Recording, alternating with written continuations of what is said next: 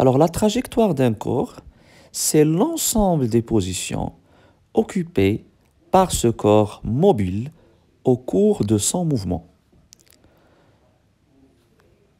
Donc, c'est la ligne reliant ou joignant l'ensemble des positions successives occupées par un corps. Pour étudier ou bien pour reconnaître la trajectoire d'un corps, on a besoin parfois d'une chronophotographie. Alors la chronophotographie, c'est quoi? Ce sont des photos prises à des instants différents du même corps pendant ou bien au cours de son mouvement.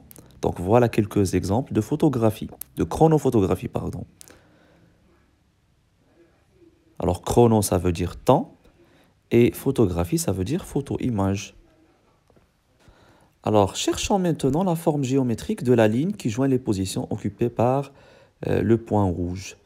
Bien sûr, on va bien sûr pointer les positions de la voiture noire au cours de son mouvement. Donc, au cours du mouvement de la voiture noire, alors on remarque que l'ensemble des positions, c'est-à-dire l'ensemble des points rouges, forment une ligne droite.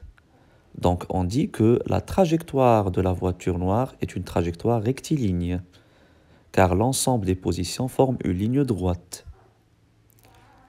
Alors prenons dans ce cas-là deux points rouge et vert d'une roue de bicyclette.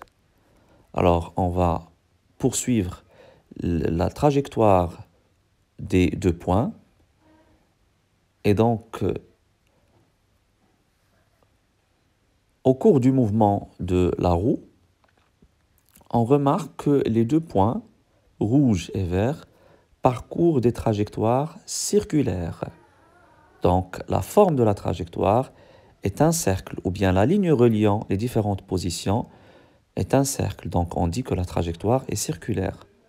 Attention, si on prend par exemple une montre et on prend l'aiguille, un point de l'aiguille d'une montre, ce point-là parcourt une trajectoire circulaire. Mais l'aiguille de la montre, c'est un mouvement de rotation autour d'un axe fixe. Passons à l'exemple suivant. Dans ce cas, on a le téléphérique. Donc, on va poursuivre la position, ou bien les positions du téléphérique au cours de son mouvement. Donc, on remarque que si on prend un point du téléphérique, alors on remarque que la ligne reliant les différentes positions occupées par le téléphérique est une courbe. Donc on dit dans ce cas que la trajectoire